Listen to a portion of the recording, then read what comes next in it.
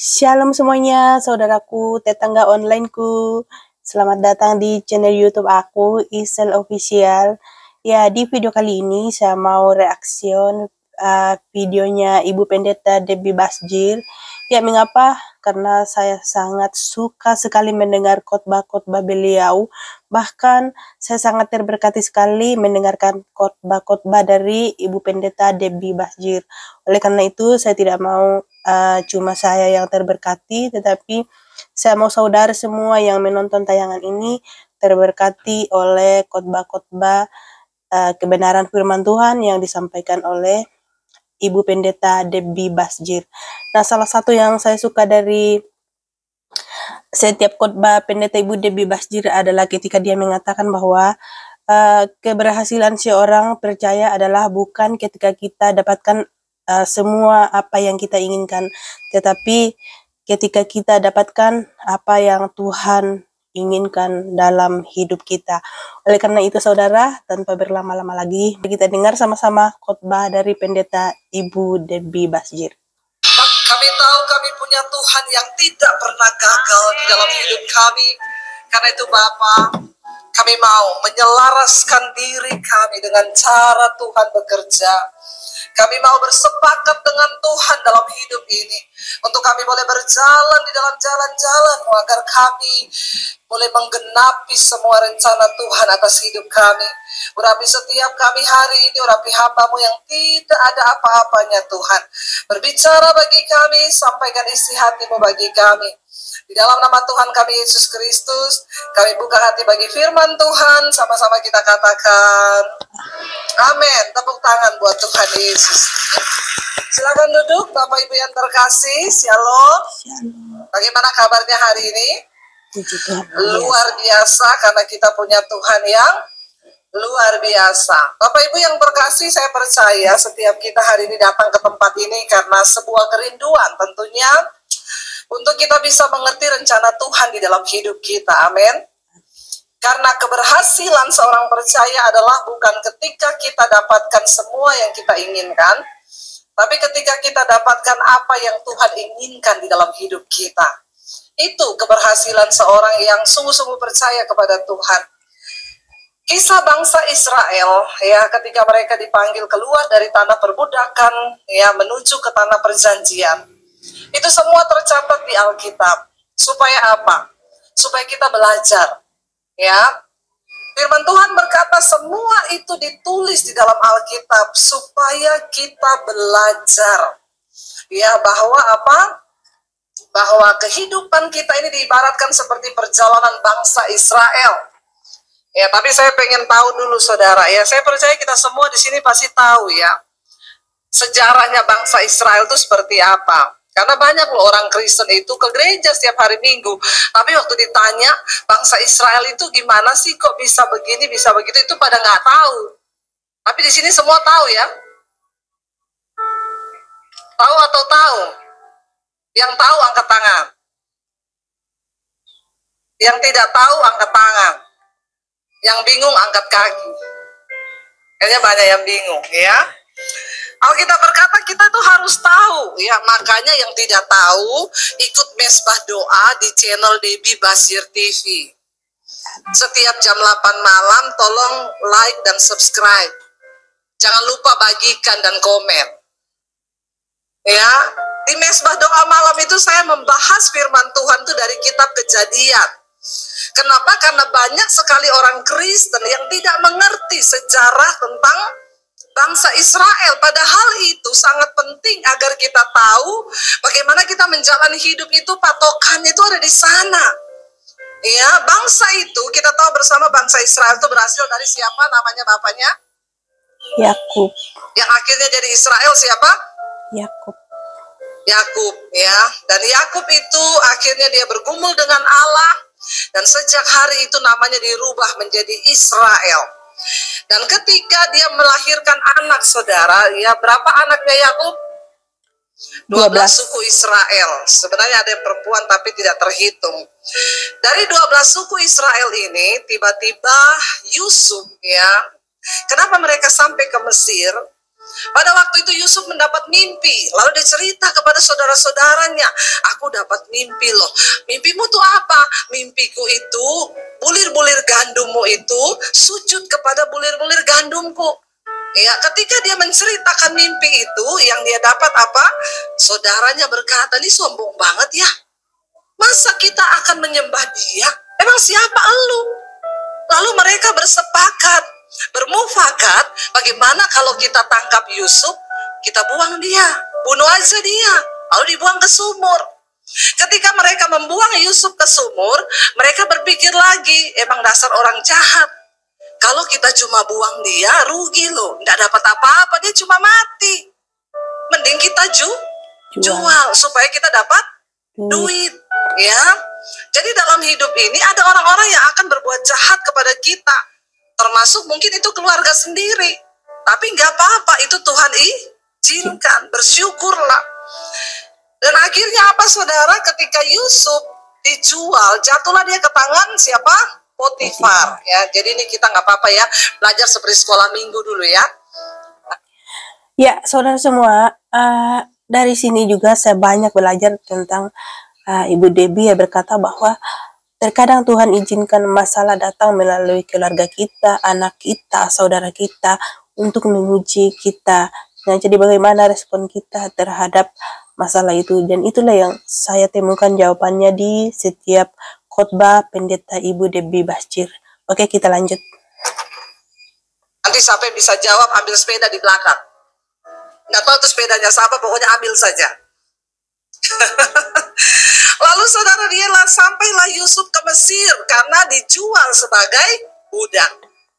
Di Mesir, Yusuf tinggal di rumahnya Potifar. Dia disertai Tuhan karena dia takut akan Tuhan. Dan Alkitab berkata Tuhan memberkati semua yang dilakukan oleh tangan Yusuf karena dia takut akan Tuhan. Ketika dia diberkati Tuhan, apapun yang dia lakukan dengan tangannya Tuhan buat berhasil. Kalau saudara mau berhasil, hiduplah takut akan Tuhan. Lalu kemudian dia dipercaya sama Om Potifar. Firman Tuhan berkata, karena Potifar melihat bahwa Yusuf disertai Tuhan, dia takut akan Tuhan, dan apa saja yang dia lakukan itu berhasil, maka Potifar percaya kepadanya dan diberi seluruh kepercayaan atas miliknya, kecuali satu, Tante Potifar. Tante Potifar tidak boleh diutak-atik karena itu istrinya. Dia percayakan seluruh hartanya. Akhirnya kita tahu bersama Yusuf digoda ya sama Tante Potifar yang jenis begini adalah jenis tante girang. Di sini tidak ada, amin. Amin. Gak ada yang ngaku. Ya, dia suka gangguin berondong. Yusuf ganteng diganggu, saudara. Lalu akhirnya karena Yusuf tidak mau, dia malu, dia memfitnah Yusuf bahwa Yusuf mau memperkosa dia. Apa yang terjadi? Yusuf dilempar ke dalam penjara. Ketika di penjara, akhirnya orang-orang mimpi. Ya, orang-orang di tahanan mimpi, mereka cerita, Yusuf artikan mimpinya. Ya, lalu akhirnya kepala penjara mimpi, diceritakan ke Yusuf, ya, pencampur minuman mimpi, diceritakan, Yusuf ngomong terjadi, karena Yusuf disertai Tuhan. Satu kali Firaun bermimpi, dipanggil semua ahli mimpi di Mesir, dipanggil semua ahli-ahli pelihat, tidak ada satupun yang berhasil menerjemahkan mimpinya Firaun. Lalu terdengarlah kabar raja di penjara. Ada orang Ibrani namanya Yusuf. Dia itu disertai Tuhan dengan hikmat Allah dan dia bisa menerjemahkan mimpi. Ya, ada yang telepon saya, Bu Debbie, saya tuh kemarin mimpi ketemu ibu, terus saya kasih ibu ikan 3 ekor. Artinya apa ya, Bu? Ya kamu harus traktir saya makan ikan bakar. Kayak gitu nggak usah ditanya ya. Artinya apa, saudara? Lalu ya dikatakan di sana Yusuf terjemahkan arti dari mimpinya Firaun bahwa akan datang masa kelimpahan dan setelah itu akan disusul dengan masa kekeringan. Firaun puas mendengar apa yang Yusuf terjemahkan dari mimpinya. Lalu dia berkata begini, aku tahu bahwa engkau itu disertai Tuhan. Kalau engkau sudah memberikan kami arti mimpi itu, berarti engkau juga adalah orang yang dipilih Tuhan untuk sama-sama kita bekerja atas bangsa ini agar bangsa ini tidak mengalami kelaparan itu. Dan akhirnya Yusuf diangkat menjadi Perdana Menteri di Mesir. Apa yang harus kami lakukan? Berikanlah hikmat dan tuntunan supaya kita tahu apa yang harus kita lakukan. Yusuf bukan lulusan sekolah ekonomi. Yusuf tidak pernah sekolah untuk membangun sebuah bangsa dengan strategi-strategi, ya, tetapi karena dia disertai dan takut Tuhan, dia punya hikmat Tuhan, lalu dia berkata kepada raja, kita harus bangun lumbung, persiapkan semuanya, ketika masa kelimpahan, simpan makanan itu. Setelah itu, maka kita akan melihat Mesir akan diluputkan dari kelaparan besar, dan benar terjadi, saudara. Apa yang terjadi akhirnya? Saudara-saudara Yusuf dan beserta ayahnya mengalami dampak kelaparan itu. Terdengarlah kabar di seluruh negeri, di Mesir tidak ada yang kekurangan karena mereka punya pasokan gandum yang banyak yang sudah disimpan oleh Yusuf. Lalu bapaknya kirim anak-anaknya, kamu pergi ke Mesir, belilah gandum dari sana. Ketika mereka datang ke Mesir, bolak-balik beli gandum, satu saat Yusuf itu mengenali, ini kayaknya keluargaku, saudara yang sudah membuang aku. Mereka nggak kenal Yusuf, karena Yusuf sudah pakai jubah, dia ganteng, ya. Dan mereka modelnya masih gitu-gitu saja, tidak berubah.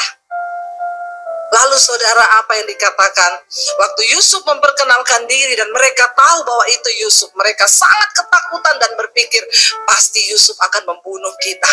Kenapa? Karena kita sudah berbuat jahat kepada dia. Ternyata ketika berjumpa, Yusuf memeluk mereka sambil menangis.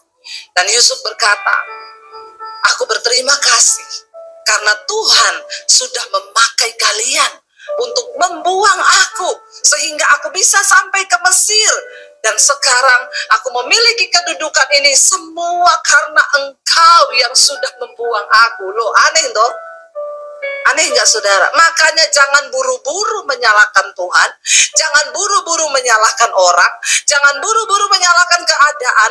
Ketika engkau mengalami sesuatu yang tidak enak, bisa jadi Tuhan sedang menggenapi rencananya atas hidupmu. Karena itu mengucap syukurlah. Hanya orang-orang yang mengucap syukur yang akan melihat janji Tuhan terjadi dalam hidupnya. Apa yang terjadi setelah itu? Yusuf meminta kepada Fir'aun memberikan tempat bagi keluarganya.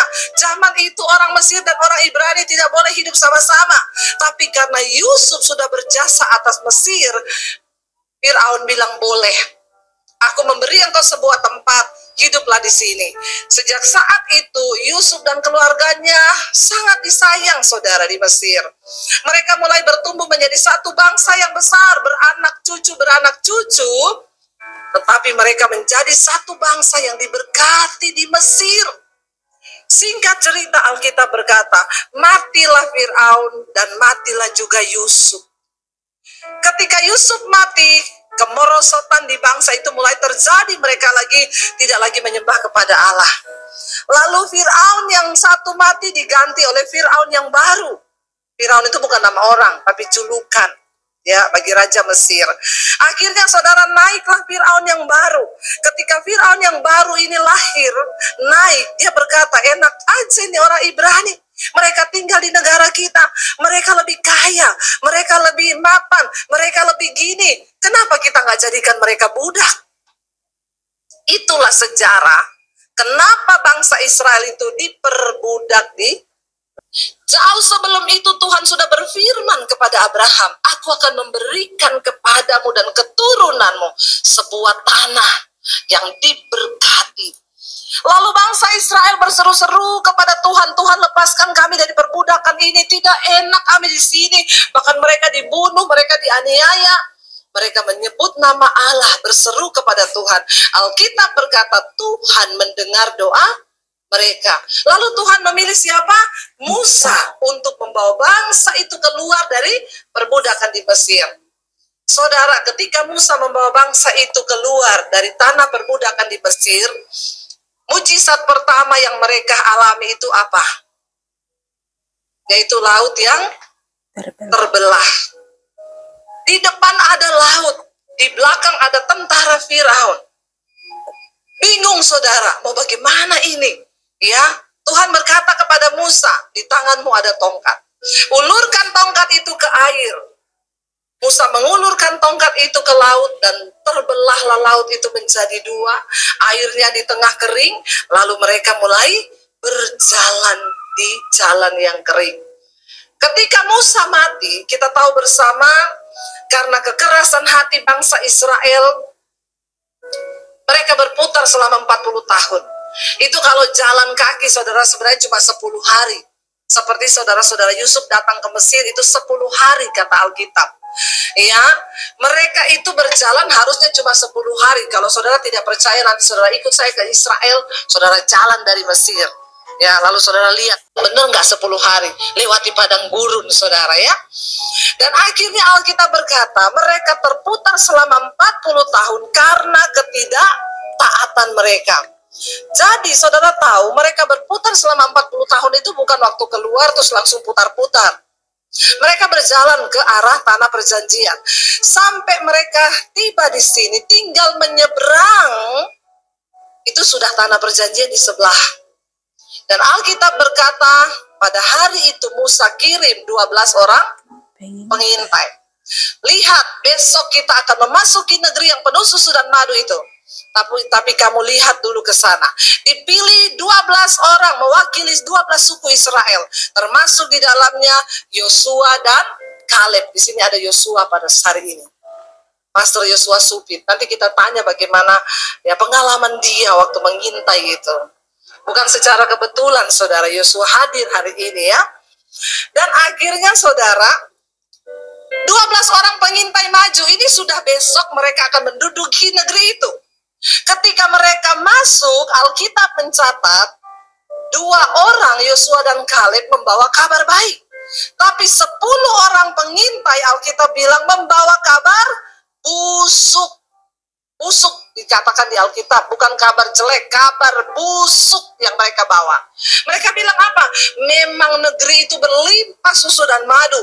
Itu dia punya anggur, 1 ranting digendong 2 orang pakai kayu. Gede-gede anggurnya, tapi orangnya di sana juga gede-gede banget. Jadi, tidak mungkin kita masuk ke sana. Kita pasti kalah karena kita di mata mereka hanya seperti belalang.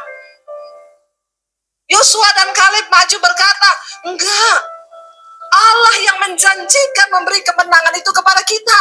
Jangan takut, maju saja. Mereka berdua mau dilempari pakai batu oleh seluruh bangsa Israel. Dan mereka tidak percaya, mereka marah kepada Tuhan dan berkata, Musa, kenapa kamu bawa kita keluar untuk mati di sini? Mending Musa kita bunuh sekarang, lalu kita angkat pemimpin yang baru, supaya kita balik ke Mesir. Memang orang Israel ini keras kepala, seperti layaknya banyak orang Kristen hari-hari ini. Amin apa amin? Nggak mau percaya sama janji Tuhan. Ketika melihat keadaan yang begitu besar di depan, mereka berkata, nggak mungkin. Gimana caranya? Apa yang kita harus lakukan? Ya, Tuhan bilang, melangkah aja, aku memberikan engkau kemenangan. Karena mereka tidak percaya. Hari itu juga ketika mereka hendak melempari Musa dengan batu, Tuhan menyatakan diri di dalam kemuliaannya dan berkata, hai bangsa yang tidak percaya, engkau sudah merendahkan Tuhan Allahmu, Allah yang hidup, Allah yang berkuasa. Jadi mulai hari ini engkau akan berputar selama 40 tahun. Jadi saudara, posisi mereka berputar itu ketika mereka tuh sudah mau memasuki tanah perjanjian. Besok itu udah mau masuk. Tapi karena nggak percaya jadi 40 tahun. Jangan sampai kita ini sudah melihat janji Tuhan, tapi karena kita merendahkan Tuhan, nggak percaya, lalu kita nggak melihat. Dan Tuhan berkata begini, mulai hari ini kamu akan berputar selama 40 tahun, dan dengar baik-baik, semua angkatan yang keluar dari Mesir harus mati di padang gurun. Cuma yang lahir, ya, yang generasi baru, yang lahir dan berumur 20 tahun ke bawah, Cuma itu yang boleh masuk beserta dengan Yosua dan Kaleb. Mereka yang lain semua dibunuh, saudara. Dan akhirnya sejak hari itu mereka berputar selama 40 tahun. Itu baru pembukaan kisah tentang bangsa Israel. Sekarang kita baru masuk kota. Lo kan tertawa lo.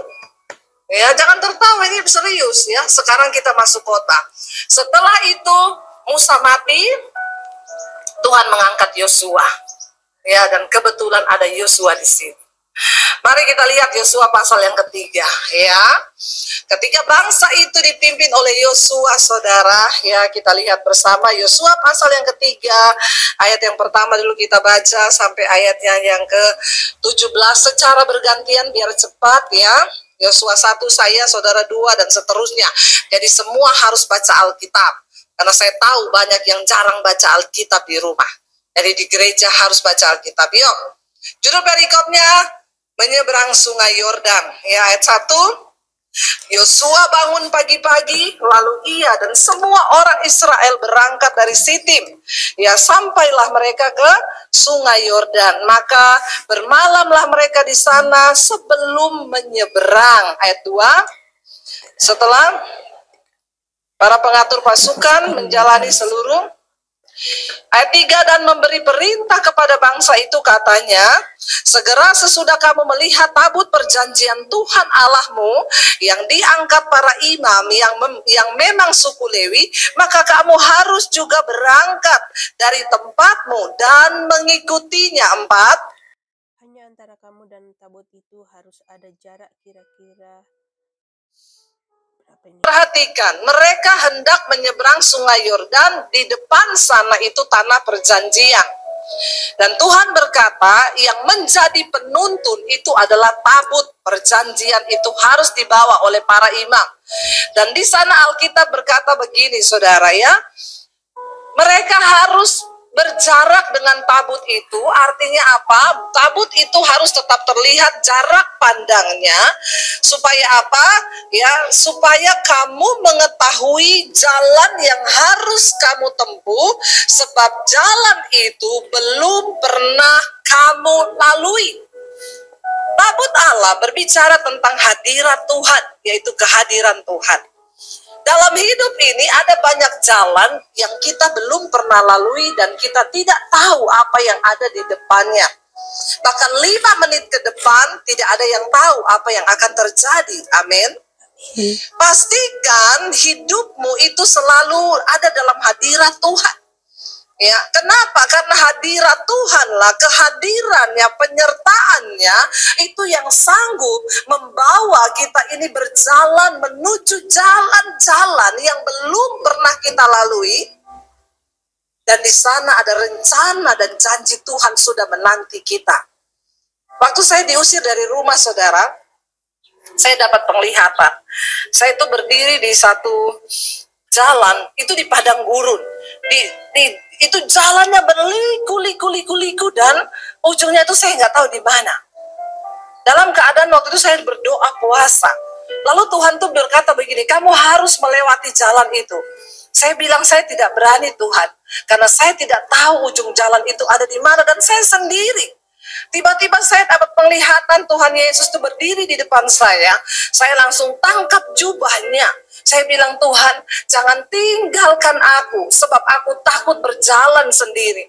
Tuhan itu menoleh kepada saya dan berkata begini, seburuk apapun jalan di depanmu, asalkan aku ada di depanmu, jalan saja, kamu tidak perlu takut. Yang penting aku ada di depanmu. Di hidup ini ada begitu banyak jalan yang kita tidak tahu. Ya, tapi Tuhan sudah memberi rancangan yang terbaik. Tanah perjanjian ada di depan. Tapi orang Kristen itu memang sukanya bikin jalan sendiri. Ya, sukanya bikin jalan sendiri. Bukannya cari tahu jalan Tuhan, dia bikin jalan sendiri. Ya, sudah dibilang kalau menikah itu Alkitab bilang cari pasangan yang seimbang, seiman dan seimbang. Tapi orang Kristen tuh suka bikin jalan baru. Dia nikah dengan orang yang tidak seimbang dan tidak seiman. Lalu ketika dia menghadapi masalah di dalam rumah tangga, dia cari pendeta. Dia bilang, kenapa Tuhan begitu? Tuhan tuh jahat loh. Rumah tangga saya kacau. Rumah tangga saya ini, saya tanya, dulu yang suruh kamu nikah siapa? Kamu tuh dijodohkan? Enggak Bu, saya cari sendiri. Itu nasibmu. Makanya kemarin di doa malam saya tanya, saudara, menurut saudara, pernikahan itu nasib atau takdir? Takdir itu berarti ketentuan Tuhan. Nasib itu berarti kita yang buat sendiri. Nah, menurut saudara, pernikahan itu nasib atau takdir? Yang ngomong takdir, angkat tangan. Yang ngomong nasib, angkat tangan. Yang bingung lagi, angkat kaki. Pernikahan itu bisa menjadi takdir, bisa menjadi nasib. Tergantung engkau itu berjalan di jalan yang mana. Kayak saya dengan suami itu takdir. Masalah buat lo. Ya takdir. Kenapa? Saya itu berdoa. Tuhan, saya ini sebenarnya sudah tidak mau menikah. Saya mau melayani Tuhan saja. Saya sudah cukup dengan Tuhan. Saya nggak mau nikah, Tuhan. Tapi saya dengar suara Tuhan berkata, kamu terlalu cantik untuk tidak menikah. Masalah lagi buat lo. Lalu saya berdoa, oke Tuhan, kalau saya harus menikah, jodoh saya di mana? Tuhan tunjukin dong jodoh saya ada di mana. Ya, saya tidak berusaha mencari. Saya cuma berdoa, ya saya keluar. Ya kita itu juga memang harus saudara ya beriman dan juga ya jalani hidup ini bertindak dengan iman. Ada teman saya telepon, doain saya nih belum nikah-nikah nih udah tua. Kamu di mana? Saya ini kerja di hutan Kalimantan. Kamu kerja di hutan Kalimantan. Terus kamu sekarang minta saya doakan supaya kamu dapat jodoh. Kamu kalau hari Minggu ke kota enggak? Enggak, saya di hutan terus. Ya jodohmu gorila. Dapatlah kau kingkong atau monyet. Bagaimana kau bisa dapat jodoh kalau kau di hutan terus? Hari Minggu turun ke kota, masuk gereja. Kau lihat banyak cewek-cewek di gereja toh. Nah, di situ kau berdoa, Tuhan yang mana ini Tuhan? Ya, siapa tahu pas duduk sebelahan kenalan, masih single ya iya kenalkan nama saya, bisa jadian kan? Dan paling tepat memang jodoh itu ketemu di gereja. Ya, saya sama suami ketemu di gereja. Kalau orang tanya, dulu ketemunya di mana Bu? Di gereja. Ih, luar biasa ya. Iya. Kalau ditanya, dulu ketemu di mana? Di terminal. Aduh, kok kayak nyari preman ya?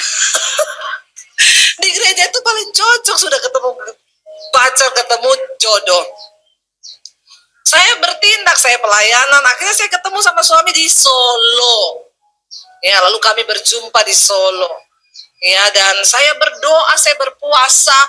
Tuhan ngomong itu jodohmu. Ternyata dia juga diomongin Tuhan, itu jodohmu. Klop kan? Ya, lalu kami berdoa, akhirnya kami menikah, saudara. Ya, jadi ya saya percaya bahwa itu takdir. Tapi setelah itu takdir Tuhan ada masalah enggak? Ya banyak, namanya kita nih manusia kan. Pendeta, walaupun pendeta juga manusia. Saya pikir dulu menikah sama dia, ketemu di gereja sama-sama sama Tuhan, pasti kalau berantem, haleluya kau. Dasar puji Tuhan. Bayangan saya itu begitu, ketemu hamba Tuhan di gereja, pasti berantemnya haleluya. Ya, puji Tuhan, pakai bahasa orang, terus saya pikir begitu, saudara. Ya, begitu kita menikah, astaga, ya, masalah nomor satu itu masalah bahasa kita berdua ini. Orang Solo ketemu Sulawesi. Ya, rempong dan ribet. Orang Sulawesi kalau ngomong belakangnya tinggi kan. Orang Solo kalau ngomong belakangnya turun. Jadi saya berantem terus, saya panggil saya. Jo, itu anu. Ojo nesu. Saya bilang, aku kinda nesu loh. Ini tuh ngomong biasa. Dia bilang, nadamu tuh nesu. Ora. Yang ada tadinya orang nesu jadi nesu. Tiap hari ngomong begitu. Bohong nih ngomongi pelan-pelan. Aku kaget loh. Ngomong sama orang Solo, Kaget diomongin, saudara. Saya bilang kaget aja, nggak usah permisi. Saya teriak maju, aku tuh kaget. Pokoknya gini ngomong alon-alon tuh. Suwe-suwe aku iso kena serangan jantung. Saya bilang ya sudah, berarti sudah kehendak Tuhan. Bingung saudara, mumet ya. Sampai tiap hari pokoknya belajar ngomong Jawa. Saya bilang gimana caranya ngomong Jawa? Saya ini besar di Sulawesi puluhan tahun. Ya, ngomong Jawa itu nada belakangnya turun. Saya bilang orang Sulawesi kalau ngomong nada belakangnya tinggi. Dia bilang belajar dari situ dulu. Jadi saya stres, saudara. Tiap kali mau panggil dia, Say, ayo kita pergi makan. Pusing, saudara. Masalah bahasa itu jadi masalah kita setiap hari. Setiap hari. Ya, dia bilang belajar, non. Nanti suwe-suwe yo iso. Ora iso, saya balik, coba kamu, tak suruh kamu ngomong belakangnya ganti nada tinggi. Ya dia tidak bisa. Karena kita ini sudah puluhan tahun dibesarkan ya seperti itu. Tiap hari pokoknya kowe belajar ngomong Jawa. Saya bilang ya saya tuh begini, saya pakai bahasa Jawa, ngomong sama mertua saya, Mak, kowe wis mangan, Mak. Saya dimarahin sama suami saya. Kowe ki ora sopan loh. Lah maksudnya apa? Lah kan aku tanya, kata dia makanya kowe ki ojo pakai basa Jawa, Say. Ngopo? Lah nadamu ki Sulawesi. Terus kowe ngomong Jawa. Astaga, itu kasar banget. Lah ngomongnya harusnya gimana? Nek ngomong sama orang tua itu bukan kowe wis mangan, Mak. Itu nggak tahu sopan namanya. Lah ngomongnya piye? Mak, sampun dahar. Astagfirullah, subhanallah. Rempong ya, rempong loh. Susah minta ampun.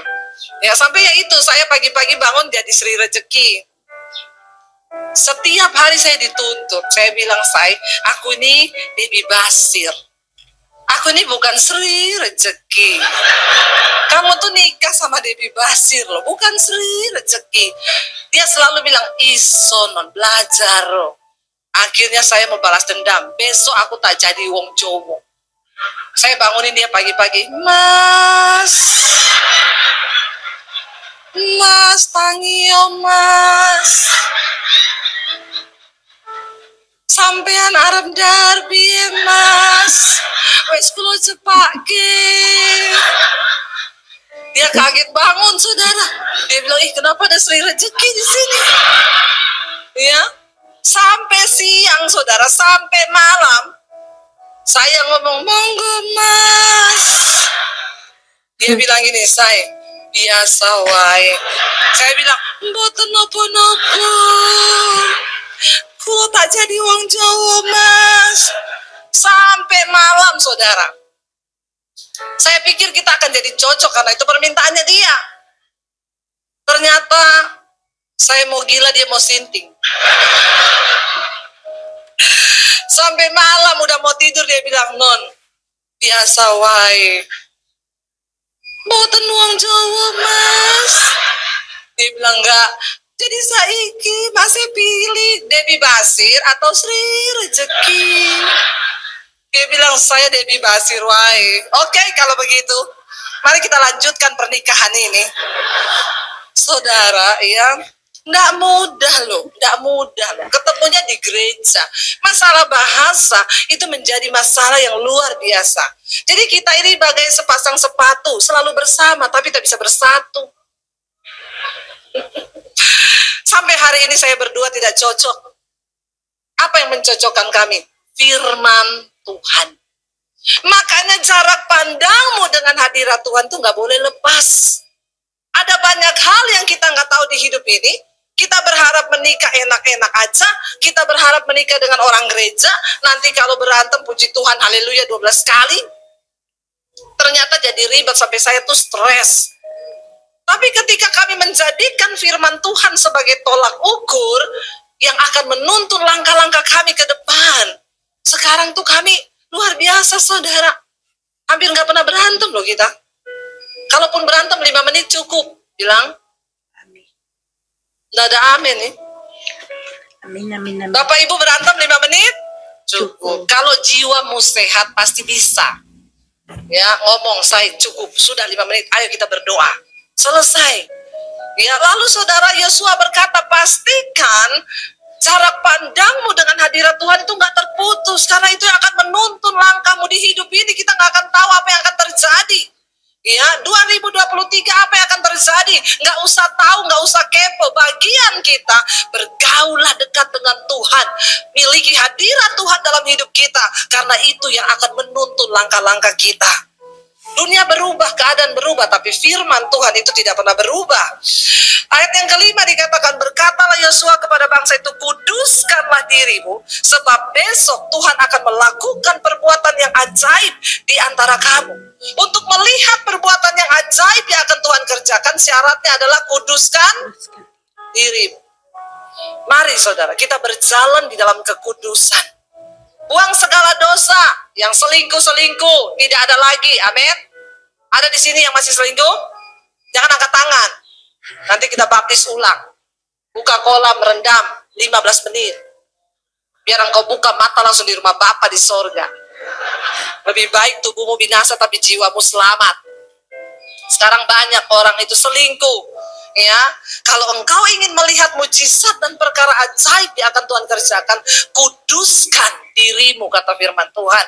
Lalu ayat yang ke-6 dikatakan di sana, ya, kita baca bersama.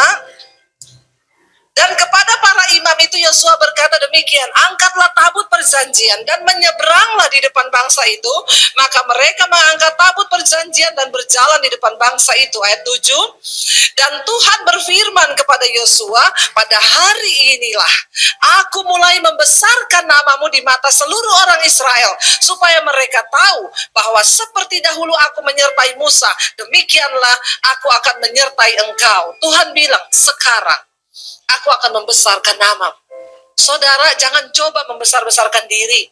Gak usah coba membesar-besarkan nama. Biar Tuhan yang membesarkan nama kita. Biar Tuhan yang membesarkan pekerjaanmu. Biar Tuhan yang membesarkan pelayananmu. Gak usah cari muka, gak usah cari nama. Carilah perkenanan Tuhan.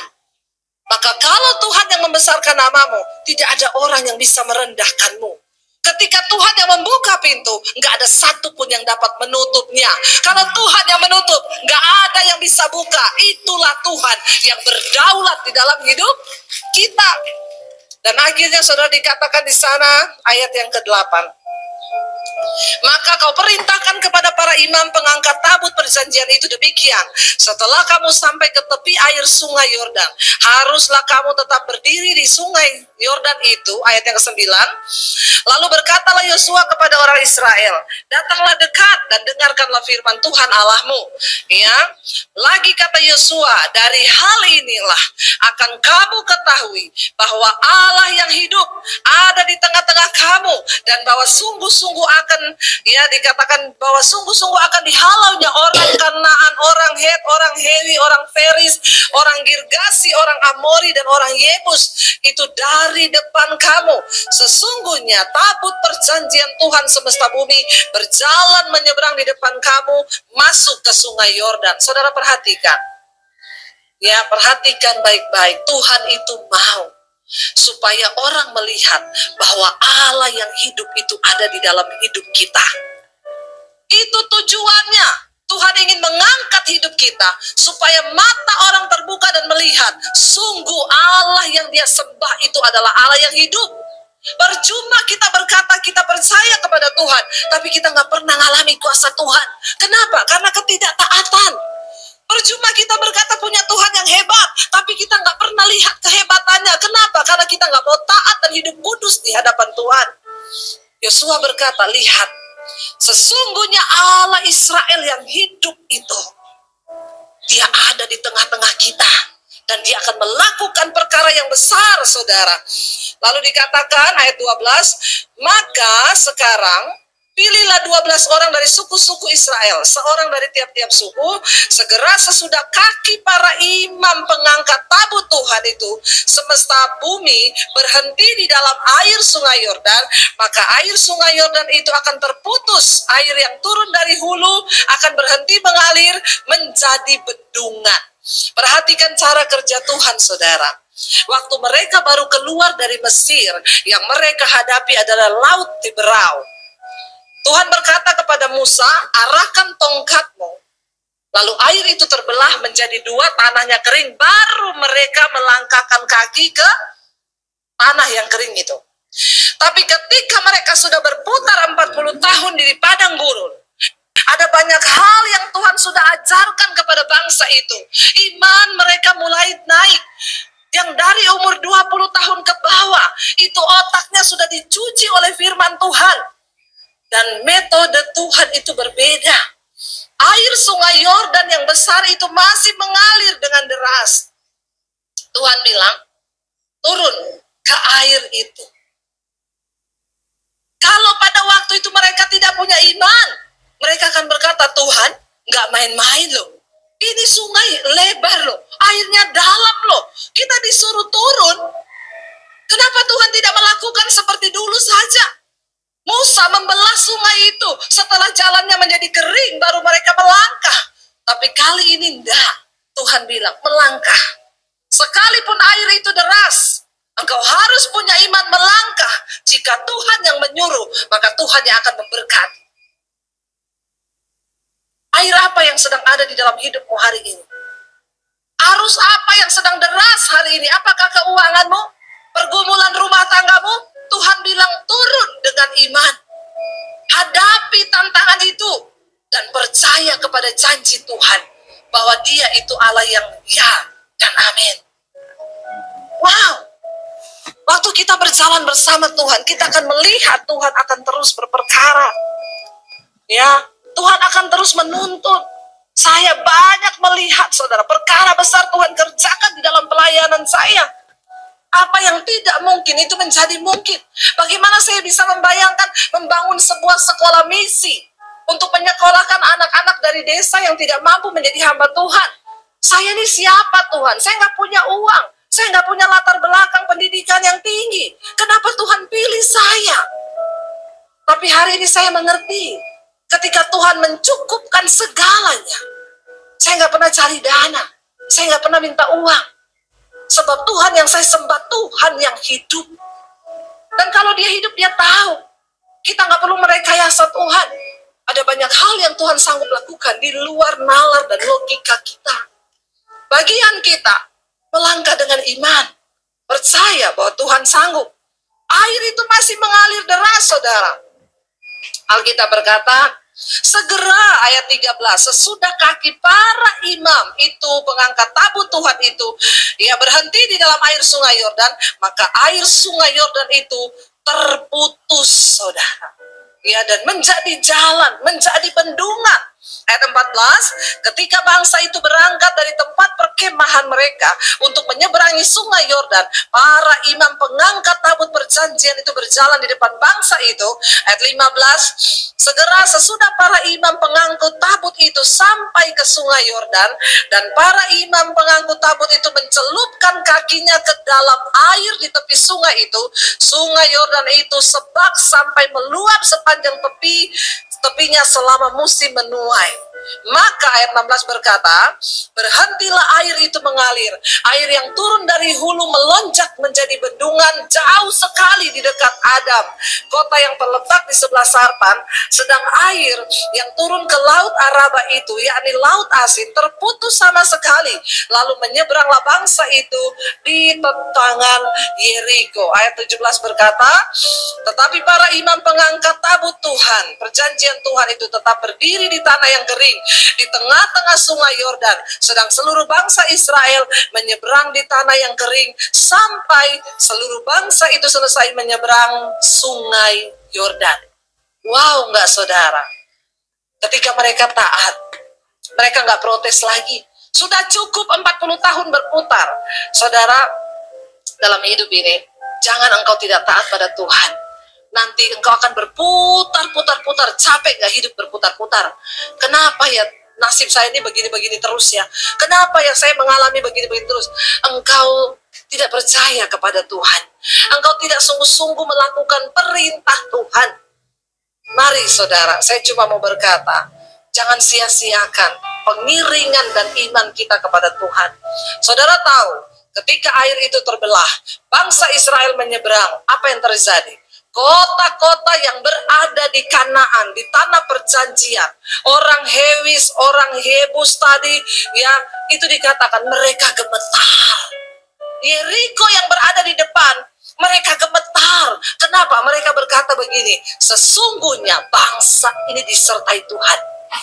Bukan cuma laut yang Tuhan belah, tetapi sungai Yordan pun terbelah menjadi dua bagian, dan mereka bisa lewat. Dan musuh-musuh mereka gemetar, kekuatan mereka hilang, ketakutan yang begitu luar biasa menghinggapi musuh-musuh Israel. Dan Tuhan berkata, aku menyertai engkau dengan kemenangan. Sehingga waktu mereka taat untuk memasuki tanah perjanjian itu sudah mudah. Kenapa?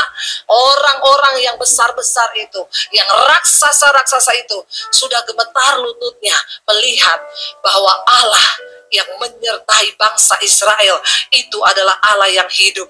Saudara, saya undang para imam musik maju ke depan. Tidak peduli seberapa besar arus yang sedang berada di depan. Mungkin engkau sedang mengalami arus keuangan yang begitu hebat. Mungkin engkau sedang mengalami arus rumah tangga yang begitu pelik. Engkau sedang mengalami arus anak-anakmu yang belum bertobat. Bagian kita hari ini, taat kepada perintah Tuhan. Lakukan apa yang Tuhan suruh. Hidup dalam kekudusan. Dan percayalah bahwa Allah yang kita sembah itu adalah Tuhan yang hidup. Dan kalau Dia hidup, Dia mampu melakukan segala perkara. Dia Tuhan yang sanggup menyelesaikan segala perkara. Kita mau bilang hari ini, aku punya Tuhan yang besar, yang sanggup menggenapi semuanya dalam hidupmu. Dan kami mau bersepakat dengan Tuhan. Tanggalkan egomu, kepintaranmu. Datang kepada Tuhan tersungkur hari ini. Mari bangkit berdiri bersama saudara.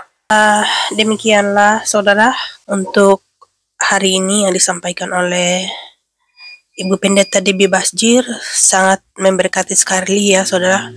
Dia menceritakan mulai dari keluarnya bangsa Israel dari Mesir sampai menuju ke tanah perjanjian, di mana di dalam perjalanan bangsa Israel itu banyak sekali kendala. Nah, begitu juga dalam kehidupan kita sehari-hari, banyak kendala, banyak cobaan, godaan, tetapi mari kita tetap mempercayakannya semua kepada Tuhan. Dan saya mengucapkan terima kasih buat semua yang sudah menonton dari awal sampai akhir. Kita berjumpa kembali di reaction video berikutnya. Tuhan Yesus memberkati. Shalom dan Immanuel. Oh ya, saya ini di tempat kerja, jadi mungkin ada yang bertanya-tanya, kok di belakang ada keropok ya? Iya, ini saya di tempat kerja. Jadi saya di tempat kerja itu sambil dengerin khotbah terus menerus. Jadi saya sangat terberkati sekali. Iman pun semakin kuat dan kita semakin kuat di dalam Tuhan. Tuhan Yesus memberkati. Sampai jumpa. Shalom.